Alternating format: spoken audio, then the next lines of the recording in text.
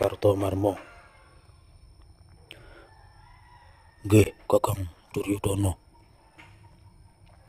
Piye iki Bima kok ora kena dipecah? Piye bakal arep mateni karo Bima iki nek ora kena dipecah Kartomarmo?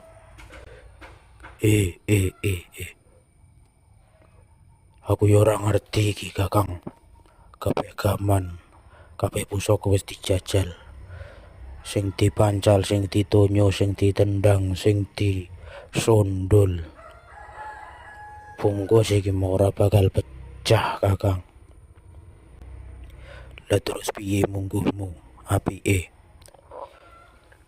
Piye lek si Bima iki mau dhewe tinggal ana ing alas iki, Kakang? Dadi ben ke pecah ora percaya kono.